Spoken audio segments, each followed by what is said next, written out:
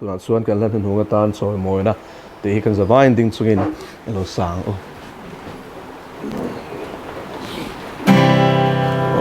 Bapa Thiên linh kim xiang tu các tu các thiang lâu đi về cả đi na song nên caro para se fakta satu seli soi moi na song kan lan se ro pui na le na le si bay ka bu se ba đâu curi lời qua gầm má ngày se lo na min peta ya hi om ba hello ya dum bo ocean road Christa khi sẽ cần thiên thần na lòng xưa xoan tu đâm lấy suy soi môi là gió cần lãng râu bụi na lệ lần na lệ si bay ca bu se ma lâu bụi lần qua gần ma ngày se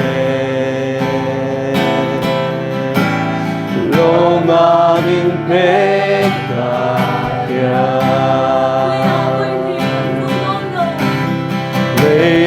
ôi đi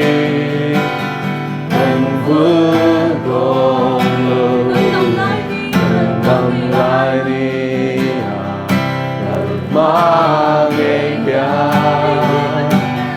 hey hi cả đứa bé phát lệ rồi ngồi dễ ba rèn cả đứa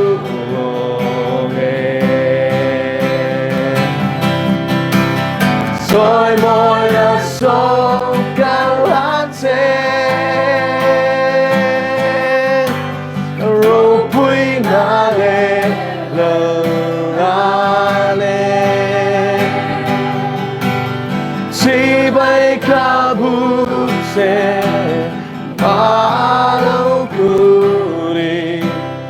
lật qua cơn má ngày se na min pekka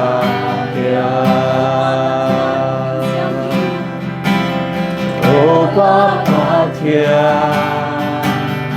linh kim xiang tu các thiang lâu đi cả đi na song nên caro para se fakta satu seli soi moi na song kan lan ro bụi na lệ na lệ si bay ca bu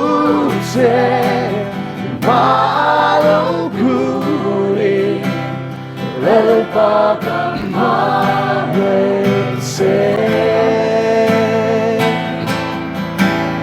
lo na min pekka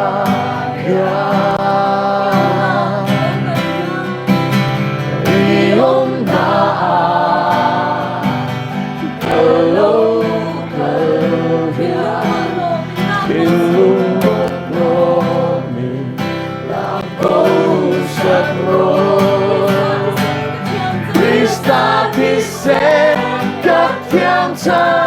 나로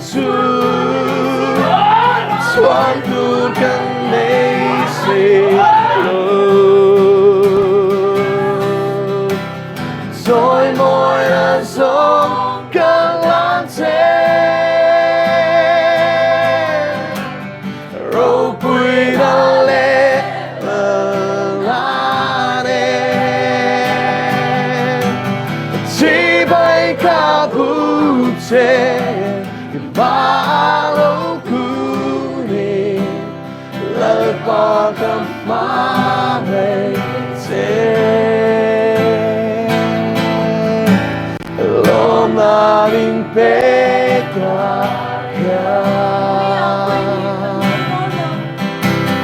Dia ini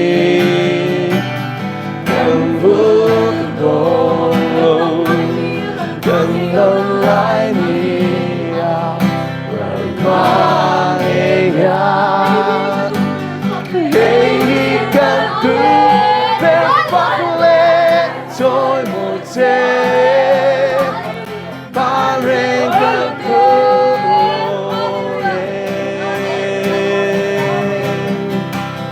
Thôi môi đang sống càng lãng thêm Rồi bụi đã lệ Hallelujah Chỉ bay cả bụi trên Ba lâu cuni Lepas kemana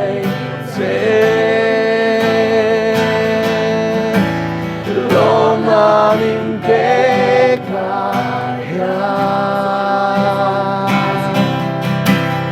Rồi môi là gió cơn lan trên Rồi bụi ngã lên là đêm Chỉ bay cả bụi trên Ba lâu cuni Lepas kemana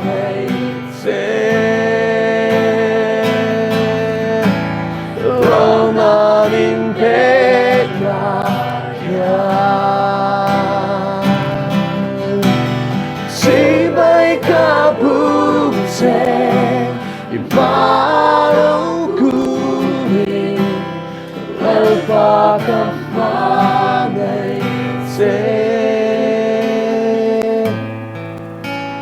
Lo namin pekaya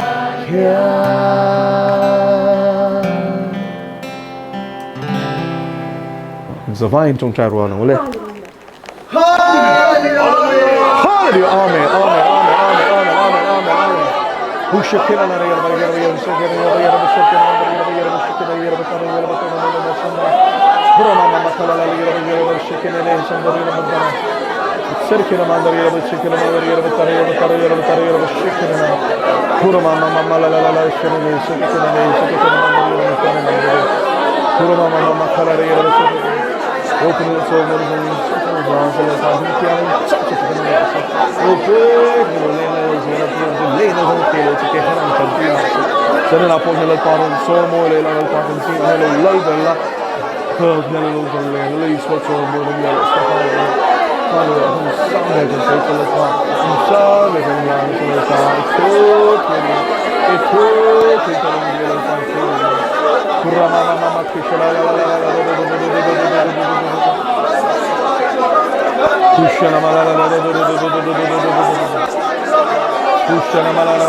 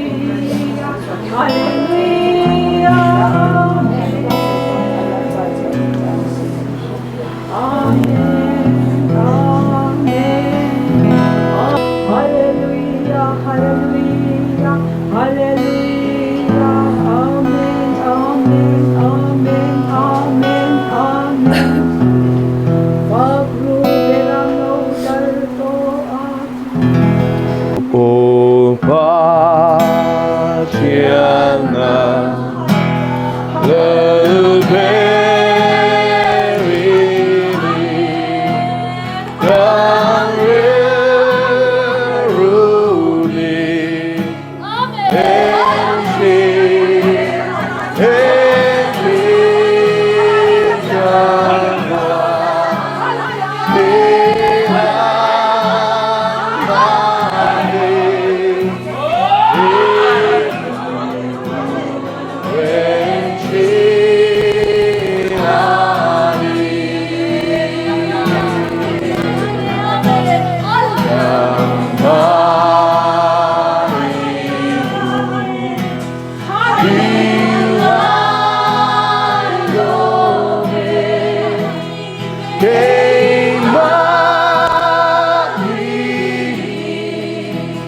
and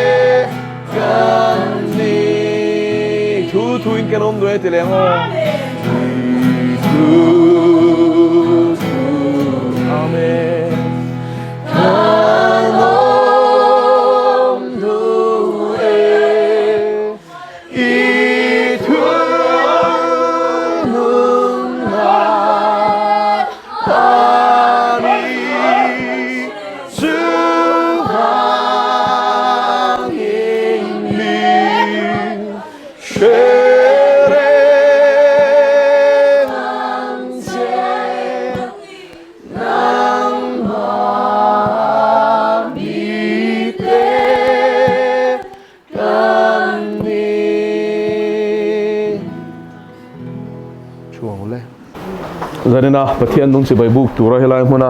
rin khong zong zong te thina he thole anal pai so Christam megin si bai kabu ka cheu thupuan bung ni chang som ni paru ka tanga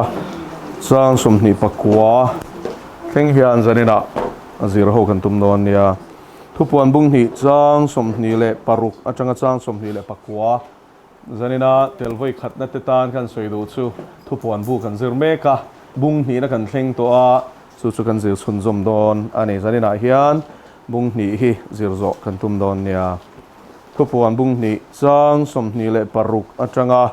chang som ni le pakwa zawin lo chiarang u ti chuan ne tu apiang le atop thlenga ka thil ti te pom tu apiang kein kapa la ka mu ang bok hian chu mi te chu nam tin chunga thu ka nei ti rang tin an ni chuan bel votu bel te le ke som depa a omangin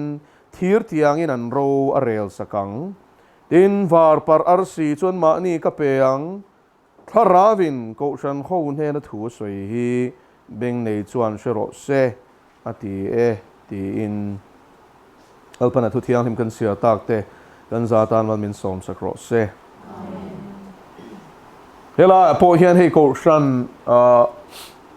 pathum na palina kan zirme kania FSC Smyrna le Pergamos nena lali so thut sa hi kan zir to a zanina hian thuatira le abung ni na pumpui hi kan zodon ani tichuan heng ko shan pasari ta nena thut sa hianin inang lo lai tam taka oma a ko shan din huna zirin lalpa na zil havi na fuya an that na lai te soi ma sa a chumin nuwa chuan siam tharan ngai na lai le sim turan nei te pe hel mi lovin thutak ani nangin lali so hian a shela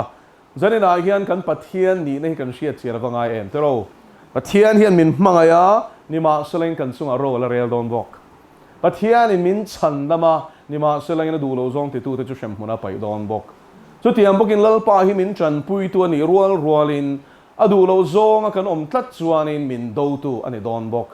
chu wangin a eng mel zok nge pachon kan du tia kha a hnung zui tu ring tu te hian kan thana ngai ta ni chu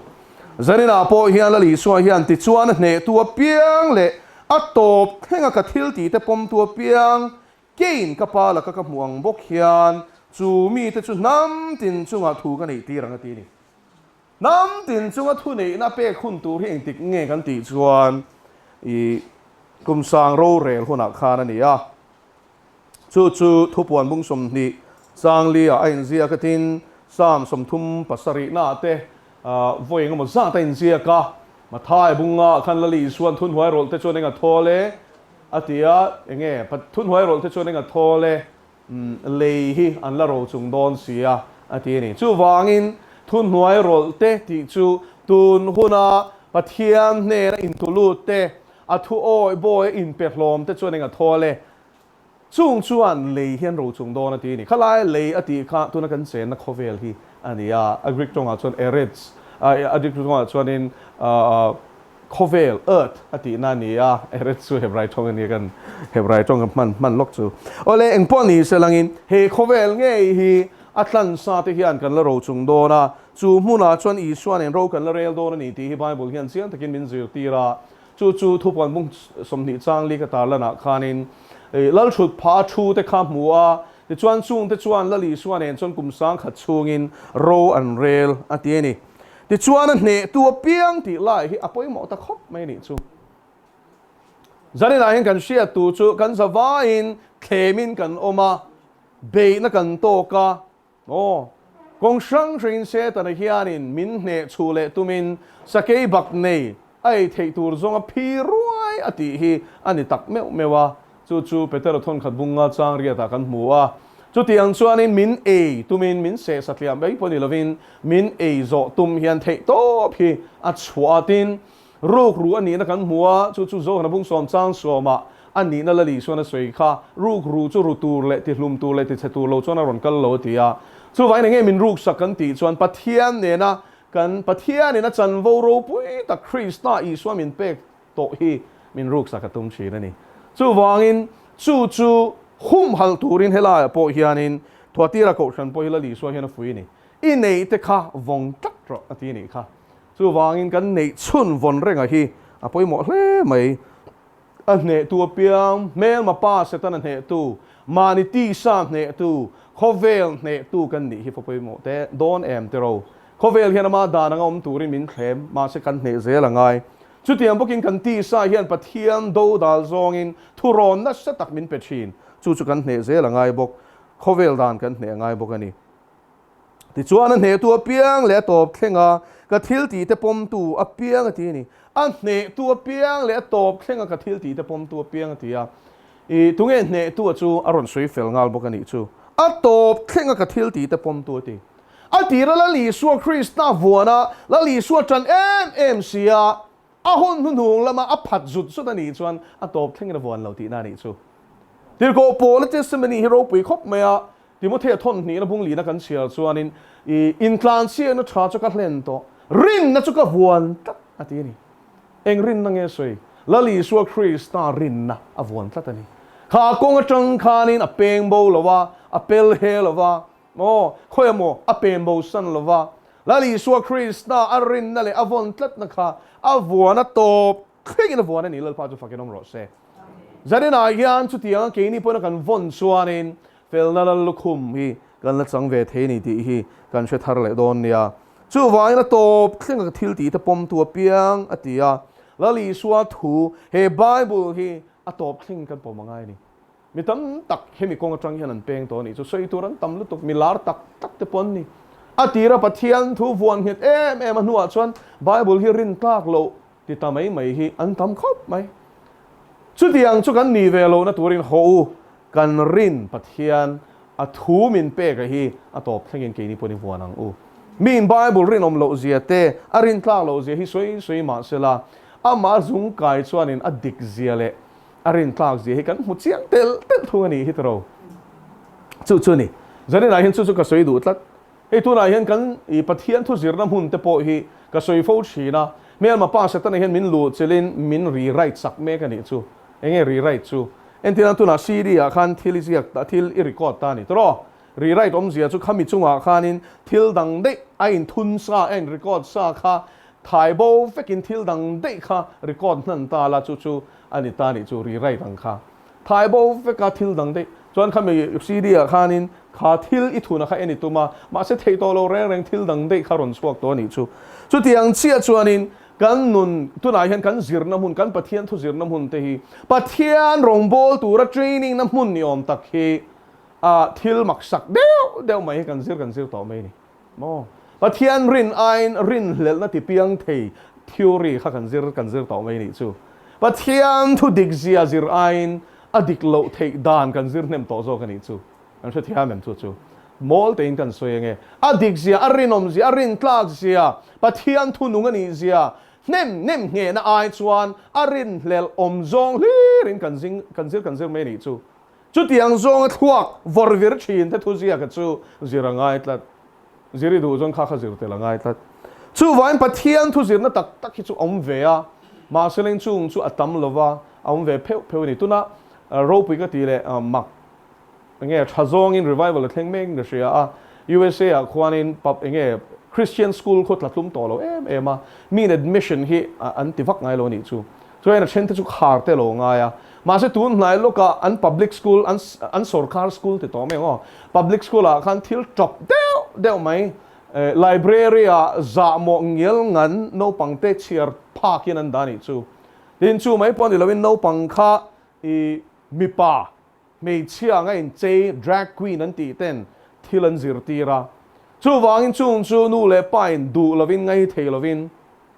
an fa te chu Christian thurin ne na in rema le khazir tir na mun an pan pui me kan itu na hian chu ta sun ko shan ngein cornerstone an ting ka sia cornerstone pastor chuanin a committee te au pa te le pastor sang te ronin ma na school an lo nei to kha tu na hianin enge Christian thurin ne na inzula le kha kan zir ti lo chuan kan no pang te heng public school a ti hianin an thua kan suk sak zo don ani lo la man shwai peng zo don ti in I chu pastor chuan tu na hian chanala a school chu an din don ta ni chu ta soi chu mo I zirlai chau soi lo zirlai chu soi lo I zirlai ringot po kha I application kan han hong chia chu admission kan han hong chia a zatel hi ron lu ngal rui mai ni ka fa da ka du tin kan locality chong ni lovin an omno area got lo khan state dang sang khan nu le pa ten kan fa te khan school da kan du ni o I Christian thurin ne in mila I le khazir tir na mun kha kan eat kan o pui me manian tia chu soilo zirtir tu engmo zatin public school top lutuk education system top lutuk tang khanin an fa ege na khan khamit na ban sana kha school na tho kha an du ni chu vain zirti tu application den on thelu ta ni chu in school zirti tu kalo ni thengem anon ti ta ni chu pathia ni nan mo chu pengal pop me ni chu mo I don sen lo khopin lal pana pe me ni tu na hian chu vain khovel hi a chezong in akal kan ti rol hian pathian lal ram hi a thang ve me kan ni ti kha kan soitel do ni chu hela hian in ne tu piang le top thlenga ka thil ti te pom tu ti ni hi poimo khop mai sẽ từ là chuan in engkim mai school education system alu chela pathian thu zirna mun hi lu chil to a engkim mai hi ati dahlo ti noi maya zirtina diklo mak deu kan zir to maya ma chu chu atang chuan lalpa hian ami te thlifi min ataka hian min suai mek bokani chu vai ni hian soi ka du tlat mai ni chu a chan chu theology po ka zira a secular a an zirti dan te po tam tak ti khanin kan chiar zau thina setan nei hianin khang ho a chan chu in shia tur chu mo setan nei hianin alanga pau hianin mi hi a be rualin lang vak lawa kan thuak min suk sakhi atumani kan chu thiam chu izirna textbook atang khanin ifa te thuak kha suk sak me kani chu music mangin ifa te thuak kha suk sak me kani chu video games mangin ifa te thuak kha suk sak me chaya Hollywood le Bollywood po ni to na chuan Bollywood po hilo tenom to khop mai hey kan sia tangin kan no pan lai chuanin Hindi film a chuanin anzaya mo achang tu pa achang tu nu khanin chaya ma se an for vel don chuanin engmani an khu dei zela I khatiang hlir khani thina he thiang limani chu no pang po en pui the ni khang lai kha chuan ma se langin tu nu deu khanin an Hindi film star mo lar deu Rajesh Khanna ni ka sia khami channa kha ka thian te na khan arei le to ni chu kan no pan lai deu anan en chu hey thiang lim deu khani thin sia khami a kha chuan ang ye langa na enge in mut pui si na kha ta ni chu vain Hindi film poi lo chop to le mai a ka te kan phuzok mai a kan be sei lo lu tu khan kha thiang thil kha lo ve ni chu eng poni se lain setan ni hian in eng kim mai hi lo chelin ti kholo ve ka tum to a chu wang vain ni hian an zing ta lo chuak ro sangin om ro mo nu le party in a ma aya in chan le zo la ngai mo tai ma ka ngai ni chu a chan chu tu na hian chan kan la ka kan fa te ngen ena an ril rual lu thi an thil en hi a hri selem ti hi kan en pui ngai I har u nu le pa te u an thil en hi an tharau nu na ta na thaim nge thalo ti hi ngai to pui ro chu sari na hian kan in cha le mol do ni chu a chan chu no pang te an ni la changa an lak lu hi in tui enge in du tui pui lo chuan nakina chuanin a boy thak don nakina thit theme nakina thia kha chu a har lo tuk ka soi du chu hey theology ka zir chunga achan chu Senate of Serampur hnuaya theology zir hi enge liberal theology te chu shang kan zira Indian Christian theology te kan zira maksak de liberation theology te kan zira khang kha zir ngai bok sia feminist te pokan soi thin kha khatiang shang pathian thu zul de wakal si ma seren pathian thu ni mi si lo kha kan zir nem em maya chung chu chi angin ke ma ni hen tuinom tat me ni chu ka oi lo ka ti lai khanin ke ma khanin om hun khalo khor man tat ni chu lal pan ani na ta ka chom ka shelang chu bd ka zir zo nu hen bible hi ka zir chan mo bd kha chu Greek te nge Hebrai te chu sang tang kai na tam ta ka nei tho ma seleng khata chi thalo tel tam ta ka kha kum tam tak chung lal pan a thlifi ma adik lo na min mu tira mo entinan khang lai culture alom contextual theology entita engkim mai kha man lai culture ang zela soi fia tumna soi rem tumna ang chi khalal pa khanin min an thia saka min thlit film saka adik tak biblical interpretation pathian thu shil fia dan dik khan min han shwai lu chawa tharau thialim zir tirin pathian thu kha ka zir chale ni so an sanin a hin ka soi du chu pathian thu kan lak dana hin kan film khurangai mo pathian thu kan lak dana hin kan film khurangai kan du lai lo ra mo he lai amal som la lai te adam na lai te nuam lo kha nuam lu tuk min ngai dam thei na lai te khongai na lai te kha ringot lo ra mo I du lai la a nuam iti sai na thum ati ringot khai lor kwal chuan I sel ngai lawang I thang bok hek lawang tam tak chumo khatiang ringot chi thum mum ringot anin shra fa an thang thelo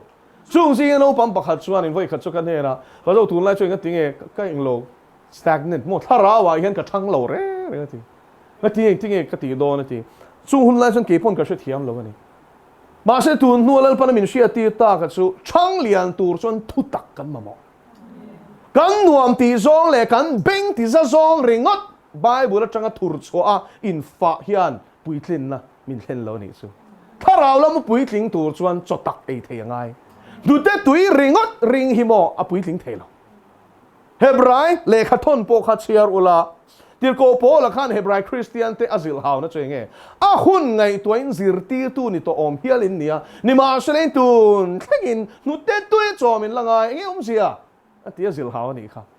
chu en zeni dai hian nu te tui ring nge Christian nge inia cho tak e thei to Christian chu kan nen fia ngai ni chu tro cho en cho tak e thei tur kan ne to ani a hun ngai toin kini Christian na phei chu are to lu tuk kum zale ti ani to tro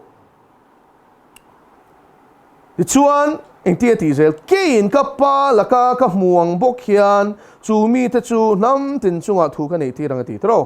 ole ka pa ne na changin eng mo muwa la li suan nam tin chunga thu nei na mu ni chu khoingin ziak sam pa ni na lo ke wang thu puan khalo en tho ula sam pa ni na kêu don nia sam pa ni na ken kêu toem chang sari na train zirang chiarang o sam pa ni na chang sari thurua chu ka shil don lalpan kan ne na nang zong ka fa pai ni e voin hian ka shing che ni tu chung chang nge soile Isu Krista midil ro ti chuani ro chu na tan nam tin ka peng chia atiem ko kil top thleng ni ro tan ka pe bokang che an ni chu thir tiangin itike anga bel votu bel an pai ke som ang hian ik pai ke som ang atia chu nam te chunga lal pai na ro rel na fa pa la Isu Krista ne na pek thu chung changa kan chiar kha ani e ale khalai thu le zanin kan zir tur hi a in zul em ani thu thar kan zir don lo ni chu ke in ka pa la ka muang bok hian chu mi te chu nam tin chunga thu ka nei ti rang ti ni lali suwa kha khove la in ti turin nge ron kal in thoi na thafam kim ni turin ron kal ani enge in thoi na thafam kim Calvary cross kan ta na anun hlan turin ron kal kan sual man bat phur turin ron kal sual ina min phuar na laka min chwa zalen turin ron kal lal pa chu fakenong ro se chu Calvary cross kan ta na thi ma a nuk a cha ma khan akin ta ti na aw ni lal pa chu fakenong ro se chu ai la li suan tlan na fam ki ma hi Calvary cross a khan kum sang ni kalta khan thok zo tek to ni chu ing wangin nge ti kan ti chuanin apai na tir chan ati ni apa thu a oi wangin lali suwa chu pai na sat takin a chaw moi ve ta thunga ming zong ming chung nung bera petati Philippi bung ni changa som pakhada khan kan mu ni tro chu wangin thi khop hial thu zo me na oma tia chu mi wang chuan pathian ni chu na sat takin a chaw moi ve ta thunga ming zong ming chung nung bera chu peta chu ming chuan wan mi te le noya mi ten ching chit nan on ching enge don tin leitin reng ni Isu Krista chu lalani tia puan thei nan khan pathianin afa pa chu na satakina choi moi ve ta thungani nam tin a ro chu na ta na petani enge sia chu lali Isu Krista awang hian nam tin a mi chan na me na nom don ti na ni chu dal pa chu fakenom ro se zo hana pathianin a van rama fantir khanin nam tin chitin a mi a hmuni khatero van rama khan van mi puite zinga khan mi hang te mi ngau te mi eng te mi sen te o khang kha cha shang mi zim de o te mi pol de o te khang te nar phek de o te cha shang ze shang mai khalal pa khan ina han mu tira enge chu nen tir nam tin I ro chu na tan ka peng che ti kha pa in fa pal ka thu tiam kha len ni chu lal pa chu fakedam ro se chu tiam pokin ke ni po lal pa tan kan rin om chuan lalpa nen hian ro kan la rel ve don ani chu awaro pui em te ro a chan chu la li Isu Krista chu fatir ania ke ni chu amazara pathian fa voin kanon ve a ro lua tu tur ta kan ni ti hi Bible in min shil te ro I Krista ro lua pui tu ta kan ni dona chu vain amma ina ne na changa thu nei na ne ang khan ke ni pon kan ne ve ni chuanin lalpan he kum sang ro re la hian thu nei na min pe ve don ti hi helai da thua hian la li suan chiang takin min tia mani ke in ka pa la ka muang bok hian chu mi te chu nam tin chunga thu ka nei ti rang ti thu ka pa na min pe kangin ke point a ne tu te chu thu nei na ka pe ve don ati na ni chu lalpan su fakenom ro se pathian thu ti mi ka unau teu a ro pu ni o chu vain korin thon ni na bung thon khat na bung som panga chang som nga paria ta chuan Krista Isua in tho rim na chu a thon ngai lo ti in society pathiam ta kan be na tharau thiang ni na ti tura min ti ma su chula tak chuan in kan film khurangai tharau thiang nim nge nia mo sol seta na nge nia kan mihring than hem ngai na ti ro kha chu kan thiar thiam angai pathian tharau thiang ni mo ti evek mai hi hlom ve tho mai film khur angai lu to kheng ko ngai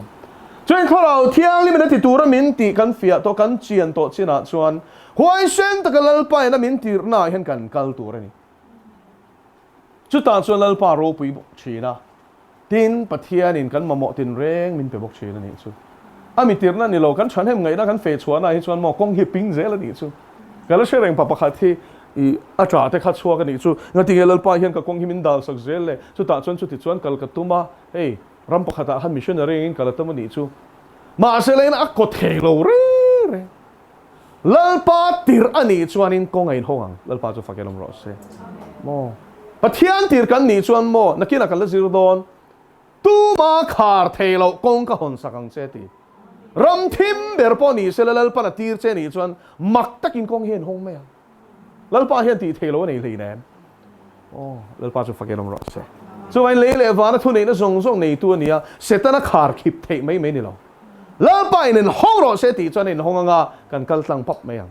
ma se chu ta tak chuan kan in zo tu chu lal pa tir kan niam ti lai khani chu te chu chiang la abak chu lal pa hian ain tum chop don ti siang che kein ka pa la ka muang bok hian chu mi the chun ham tin chunga thu kan nei ti rang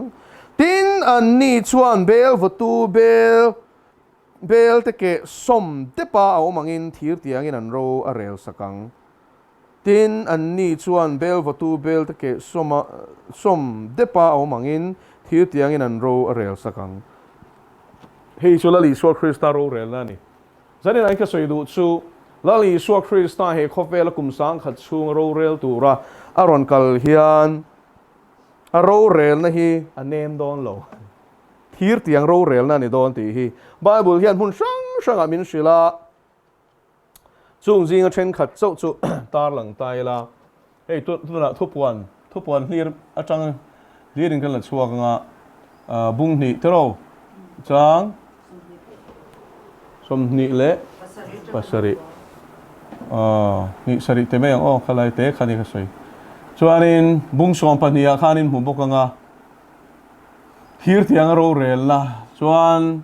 bung som le pakwain mu bokang tin chu mi ma chuan sam pani na po khan thir tiang ro rel ang ti to kha helali so Krista ro rel na thir tiang ro rel na ni do na kha kan soi fo china zari na po hian soi le ila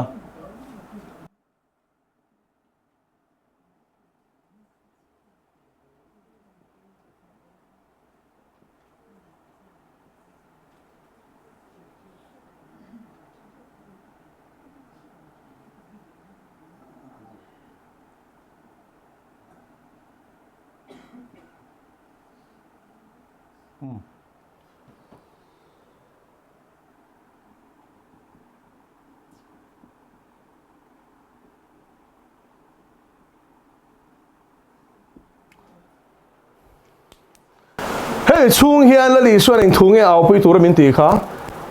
sim ro van ram chun hai toy sim ro van ram chun hai toy sim ro van ram chun hai te kan au se lang hela local le thleng kan awang hei chu local masak chum kha ni hei chu thuthung hlui hun ani he mi chat lam hungai ve lo tan chuan kum sang li chung ani Abraham ate novate hun lai khan ta chuan he ta iswaron langa voi khatna tan tlan na fam kimaron thok zawa aringa pia in chanchin thashilin kan wak ta chara chuan kan shil zena chuan simro vanram chu nai to vanram chu nai to ti na en tir chu pathian lal ram ron kal tur hi ni en ti kange vanram chu ron enge vanram chu nai to ti chu heta hian Krista lal ram dininom don hele ange hian lali so hian ro la rel don shithiam em chu angia langanin ro rel don tin he hun chung hi ni thir tiang ro rel na hun chu kum sang ro rel kan ti hi so en chen khat chuan kum sang ro rel ta ka ring lo ten ti chi ai ziak chiang lu tu ba bola hian mo an ring lo ni chuan kha chuan ring lo ne mai I va boy pui vak ka tum lem lo wa bai bola in ziak kan ring lo ni chu ti ngai na nom to lo chu chu ni mai cho nên là hian kum sang ro rel kum sang ni chung hian chan chin thashil min phala ni chu he mi hun chung hian asim do piang an sim theina turin kan kal zelang kan shil zelang chan chin tha kan shil zelang a ring in an ring lo nga tikhanin pathian in ni anua chuanin roman rel sak don ta ni chu heta hian kan chu thiam tro chuan ro rel nuwa chuan ro rel chu sang sang thleng don kan ti to kha krista ro rel na thut pha ro rel na chu kum thum le chan ve nuwa chuan kum sari to pa beram le kel te ro rel na mathai bung som ni le panga krista ro puina thut pha ro rel na aron thlenga chu bi ro rel na chun kel le beram te lalpan thlir sang to don tro khang kha ring tu le ring lo tu ti na ni lo ni o kel ram te chu tu te nge israel do dal tu te ni chuan beram lal ram te chu tu te nge israel chan tu te ni chu joel bung thum I chiar chuanin Israel kami Israel te chunga until ti awangin namte ramte rokarel sakangati I will judge the nations ati khove lal ramte hi kami Israel te chunga until ti dana wang hian rokarel sakdona ti ni chu ani la chu biblical em mo joel khan ni ron soi thut mi ni lo soi thut lo thil thar ron soi lo pathian ina abraham ne na thu thun khain rem Genesis bung som pania ki ro sang khatak sang lia khanin Abrahamic covenant mo Israel fa te na thuthun su hei hi ni Abraham ne na chuanin mal som tu piang chu mal ka somang tiem an chelo tu te chu an che ka longa tiem a thu hi su tem a sut nei muam bible a hian khoya mai mulawang a sut lo wangin chu wangin chu thu chu sut lo wa hela hian he mi hun chung le hun thuthung luya po thuthung luya hana bi takin a chian te ro Israel do dal tu kha chu lal pana be sak thinem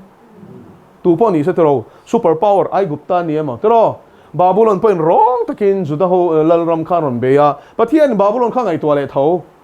mo tin assyria te khanon beya pathian na assyria ngai toale mai Israel do tu kha chon pathian an do tlat zera ni chu chen Israel kha pathian in thu thun pui to wangin a thu thunarin om pathian ani awangin a chan chin an sial wang ani lo kan su thiam mo hi kan ril ro tang khan ten fai nom ro se sial wang ani lo wa pathian rin om wang ani zo an ni chon rin om lo se kan chia lom mo an phu lo kha tiang chan kha ma se lal pa hi tha e ma ka ti ang a ti to hi chu ti thin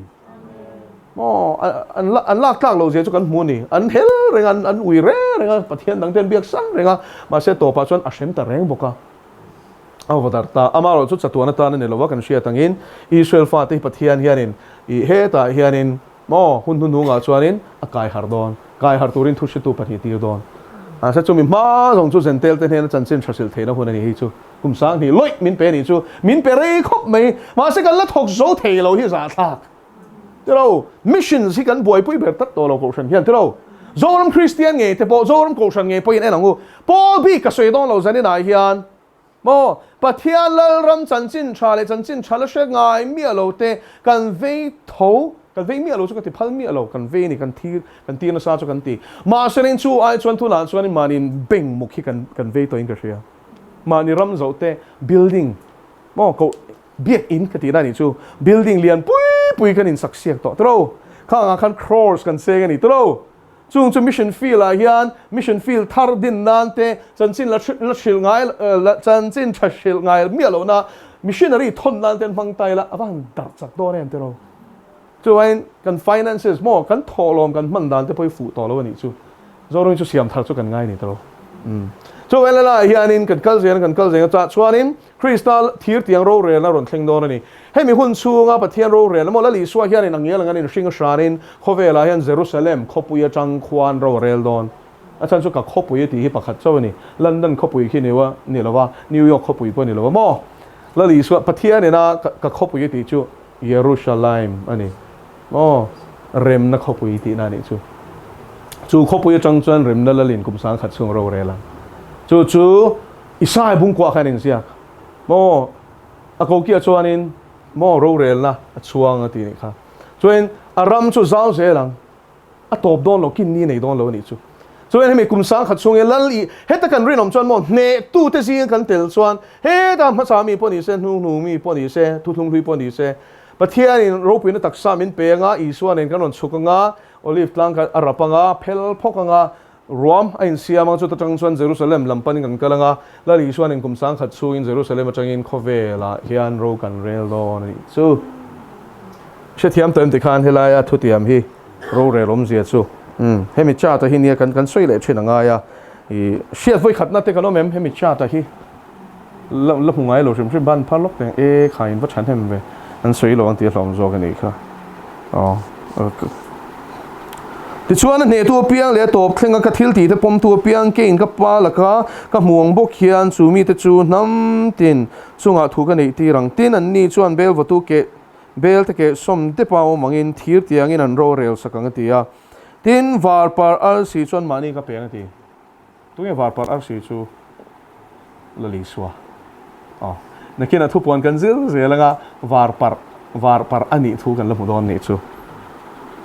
sang som ni pakwa thara win ko shan hong ne na thu a soi hi beng nei chuan shero se tui mo shero se ti beng nei chuan chu wangin pathian thu hi beng khon tur ti na ni chu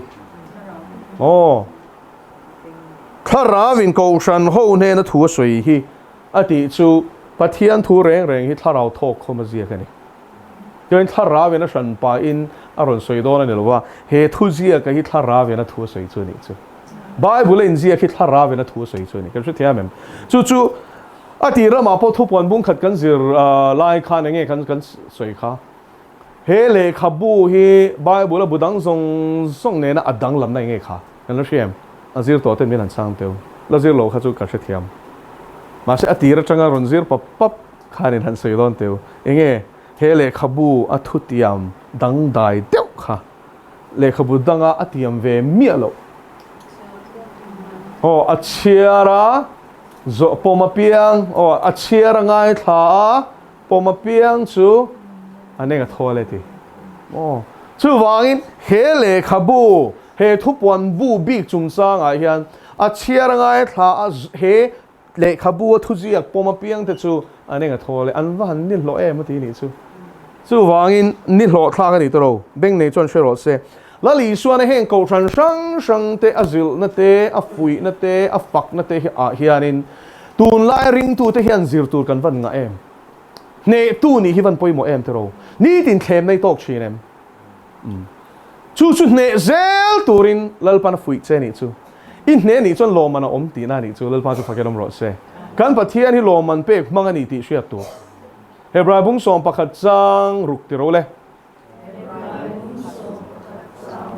pathian ne la local chuanin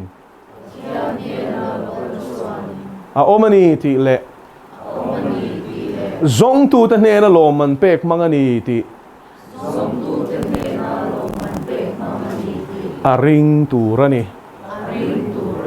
rin na lovina ma lom zong mi ni rual ani si lo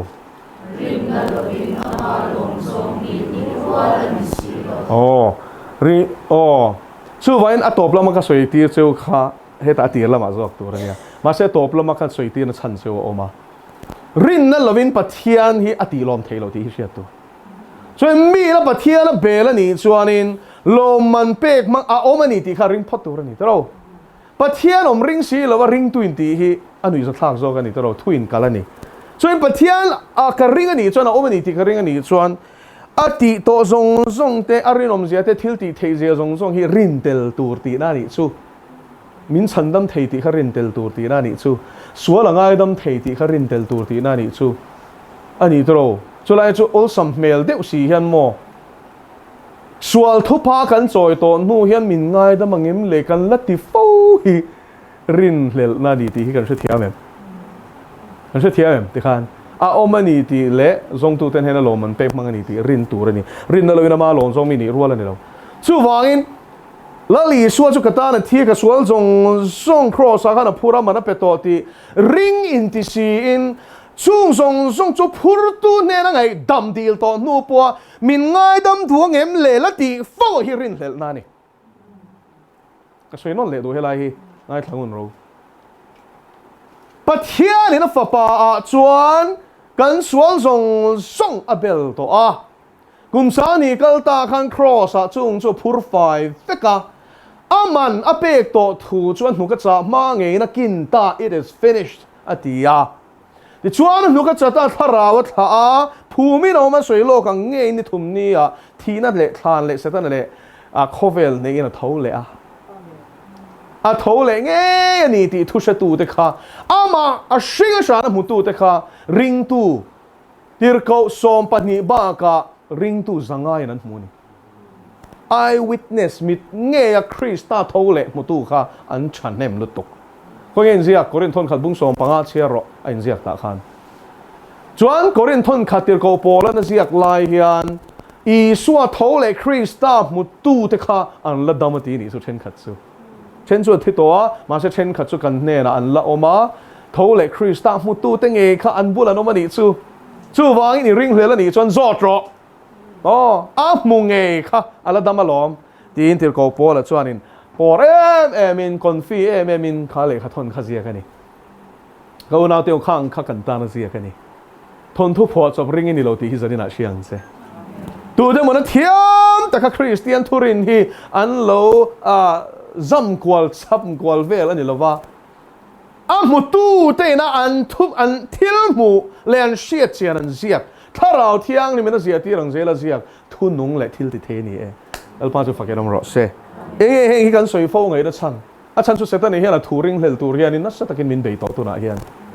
chalai te ril ro a phain chuan in bible rin lo na te pathian om por rin lo na hi ana sa to tok tun lai kho vela chuan ma sen soi mi alo a then khat te chu mo hetia counseling kom hian in an rin lo zia hi chiang chau a chan chu mi te thin rik le mu sit ni khan du bik lo wa pathian ring lo ni te kha chu ala za thak ta la ni to ro mizo society hian nakina chon khung sa phawang khwanin an la apor zok zok a hian an chang lowang ti hi a soi thei wi alo tu na po yan por to tok social media chuanin mo voi khat po debate tur khanin min lo so man yo ma debate ani ti shelang chon ka lut lo topang mo nial tur ka shelo ti na lam ni lovin pathian thuin nial phal lo chu wang zok chuan mo debate nei vak hian mo ra tha chwa lo je hi tu nai chang po hian in she mei lo me zir ro chu Timothy thon ni bung ni chang som ni le pathuma in zia ka renga mo pathian thu shem MC khan ka ti kan zom chin lo helai hi chu vain pathian thu soi fia chu thu dang ani ma sin hial nan man lo tu pathian ro pi lo kan ti sa chia chaw thoi na oma tlo ma kan la kan ne ma chu kan nia la a mu tu ta tan hian mu nom ania ma se langin tharawa om lo re ti sa chaw thoi na om adi game an ma chu wangin ho u i pathian thuang hian in ung teng u in hnial lo hian in tharau bo hi veizok teng u ti tura tam lu tok tero u na le una min chuk tira setan hi nuam tiang cho chuk ar pan sual tira mu nam ti tokin ral khatan en mai yang hi ni an ni anin chuk thi phunga an kol po le mu na man ti mai sia se thiam em mel ma pa bol hian ong ve su lal pa chu fakin om ro se so en chu mi platform a chuan sing tel followers ten ne nio me se ve he kloi IG ka download pha vela ka pai le tai mo ka shelo kha mi tan chau khan ka download ni chu en valut vele debate system khan an lo tia anu kha chuan ka chhuak kha ti ani ti kha shelo ni chu min shil lo bo ka mo chu vai zai na hen ka soi du chu ra pathian mi chu hnial turin lo do turan ni lo ati kha in hnial na soi na ni zari na hian pathian ring tu te chu lali so Christang kan ni turani mo thara in ko san ho ne na thu soi hi beng nei chon shero se voina hian he thu sa hi mana thuatira ko san ta la lali suai na zo han ne na ziak ro ati la yang thuk khana la nu ni taro kum sang hin huwa po hian ala chuai lo re a thing to em khang se zira ngai lo kan shebek a theilo zira pia hian thu thar hi char turi om zera ni chu lom bible chu thu nu ngani na chu mi singi rom chuak le khabu hi chu mo ngai nom viau ma se voi ni chiar to chuan in mo a plan zong le a storyline zong kan man vek to a boring to ni chu kala chiar tam ber chu novel pakhat hi nia ma line voi thum ka chiara a voi thum na kha ni no ma kal to ni chu a voi khat na chu mo kha da phal lo re ti vela cha hi ni mo phek zanga bor ha chiar ngat me ni a voi ni na po khala la ngai nom tho a voi thum na kha ni no ma kal to pa thiang thu dang lam na chu mo chang ngai pok no pan la chang kan bel to mo kan ti po hi tharau thia ni ron ti nun chuan mo kidang in an hu fia tira kan an tia lal pa van ro puyem kan tile cham chi ni hi tro chu lom thu nu ni no chu bible hi chu a hau sak na le a ril na ila po phavelo ni chon ka u nau ila re thei le niang mo hau sa turin ka ro da che lu chil ro he thu hi dik tak chon mo he tianga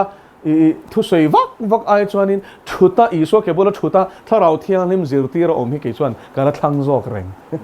ai nuam ti hi ka nei lo re khovela hian bible hian menom tlei lu tuk ringot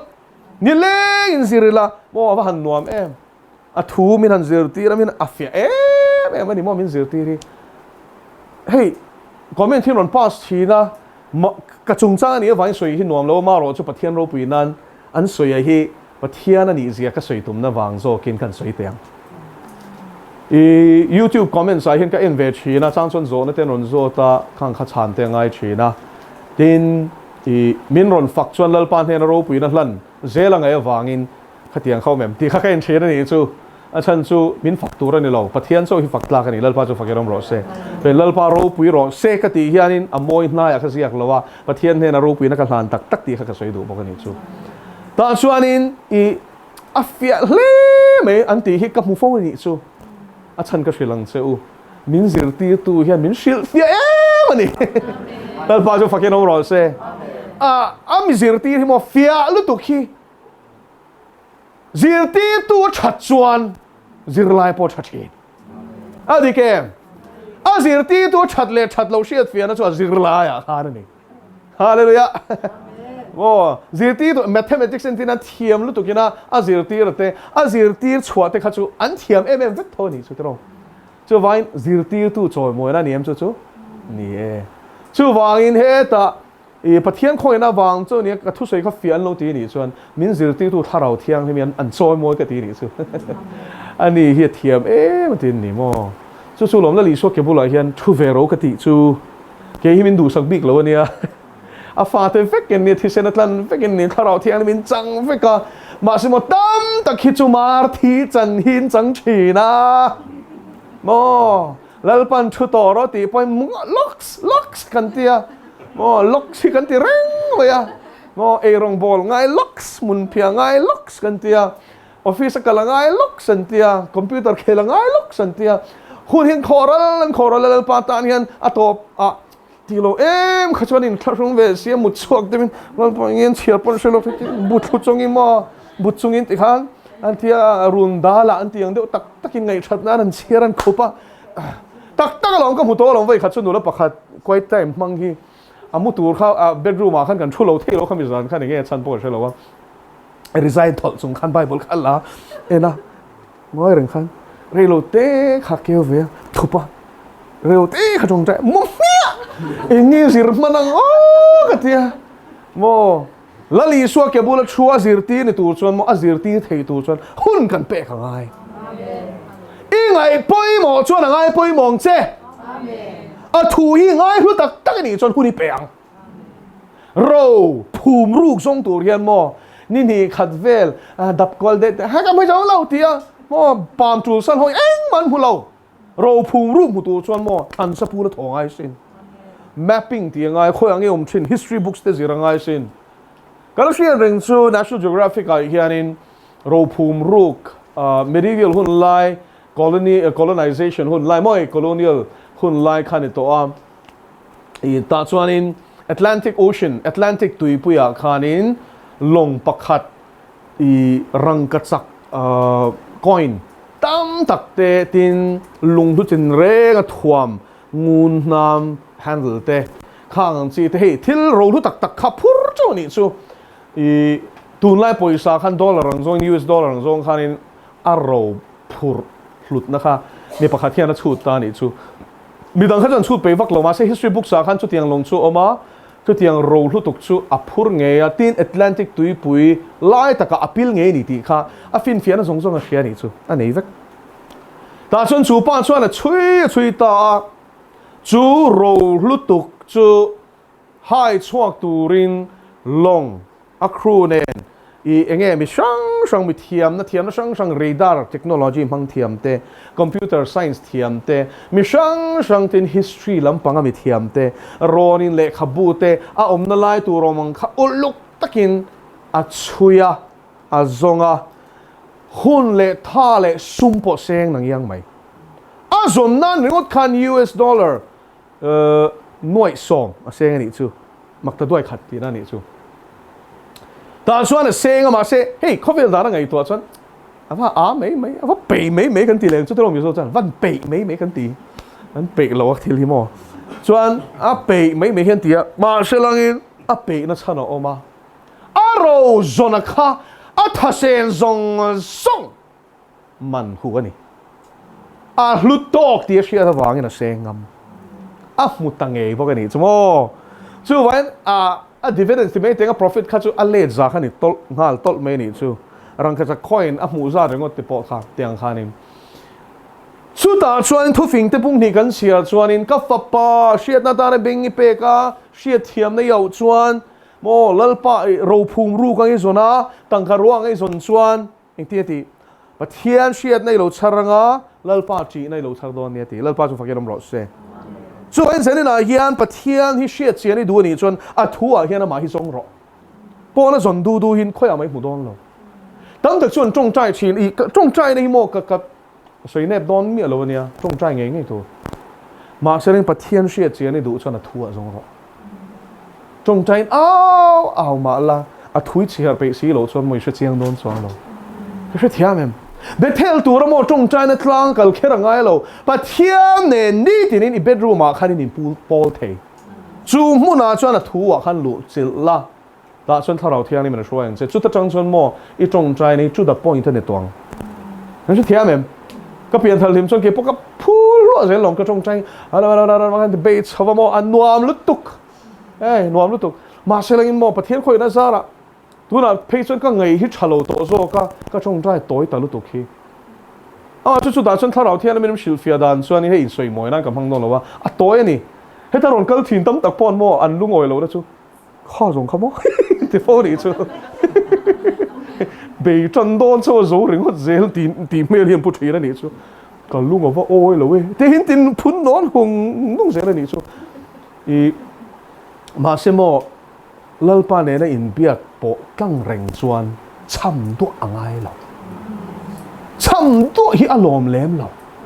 zen tel te angin chăm kwal tu su an trong tam awangin sia anin angai pathian kha chuin chăm tu angai lo pathian ne na kan in biak tang to a du da na eng lai po kan nun bok chuanin trong tam angai lo kan in betlang kan in po sa mo chu wangin in shiat chian na tang chuanin thu tam soi hi ngai lo kanin man hal zai la ni chu adu dan ka man boka ka du dan a she boka ka soi vak po ngai lo alpa chu tiang chuan an ni mo chu ti chuan hei explanation in kan pe eng ma she lo wang om hianin ha kan han shil fia kol vel mo chu ti chian an ni chu ti chuan min a she vek chu en ti kwal to lo la lalpa ka thin ur khop mai ma se ngay đâm thế nó mình bền sẽ talk chút là point khăn trong trai mấy tuổi đó em có mấy mà mua rong bò nó tuổi tan rồi ít lắm phải rong bò nó tuổi tan hay không mà mua thắt mấy lệ cái rong khen này ý xoa mình talk mo mình phải tôi em lệ mo khát đi khát nuốt đi nuốt em phải thì cái mình để lại to lớn tiếng à buổi nó cái khen to này nó mi ring rọ mo thu tắm soi ngay rồi lal pa bola hian i thin lung ta kai di lai chiam boka du dana ni bok chuan atlangang boi ngay lo phu sa chiam su ama khan chol la arong bol mai ro su vain zane na hian thara in ko shan ho ne na thu soi hi beng nei chuan shero se ti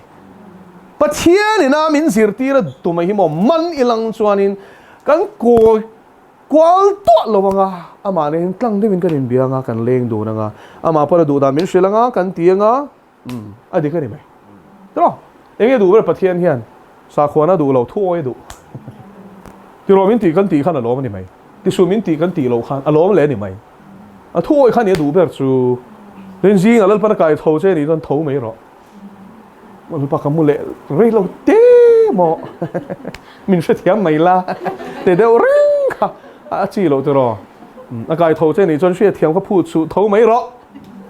kal ro ti na khan voi thum kher fia dil ani chon lal pa min ti tak cái này chân mà chút tiếng chân om sela mà chút tiếng chân om sela thì Gideon nó style họ răng tụi mày apui lên lẩu thà cái này chú còn chút tiếng tụi này nó căng mấy ta chứ mò lalparin om ziami na share chian to chuan a ring thel to lo o share ro khan e ni mo ti kal han nin chu tiang khop chuan in a thu oi boy ale ama share chian na hian lalpan a thu takin min shwai lu ro se lalpan a thu kan sui tak te kan za tan mal som ro se thian ma ku nin tong cha yang u lalpa kan lo me zanina kan ne na I thu soi zong zong khalalpa thei hil lova tena hun taka kan shia chwa theina turin tharau thiang le min kan thin lung phe ka min zia sakang se thu she tu te mai ne lova zom tu te kan ni theina turin thu takai tharawin min shwai lu tang se thuatira koshan I fak na te izil haw na te lalpan sungai lom na te an sunga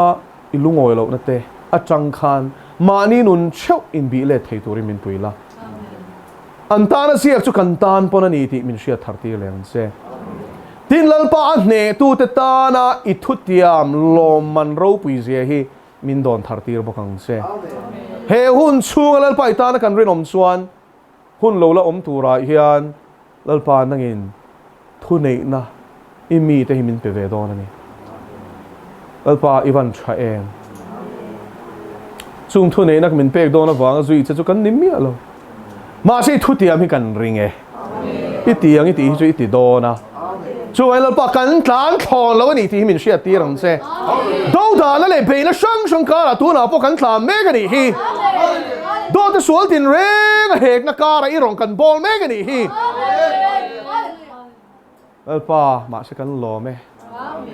zani la ni na ta ka chon min soi sel tu te min soi che tu te vain lom thu ka shela che kan lo man ti cha tuan ni sia Amen lalpa mal malin an mai chana lom thu soi thei la ka van du em se soi thei sen ani lova he video hin lo mu ni channel lalpa lo share ro se an thin lunga hian an laka hian huat na reng om lova se sual na bum me ka pathian poi soi tura an ka man tir me ke ro hi chu poi ka ti pui em thunga an sim hlo thei na turin kai har veng se an ti piang hi ro pui na ni se zong zong chu thi sen min tlan tu kan lalpa du ta gi su Christ tam mengin lon thu choi chuin kan ni le che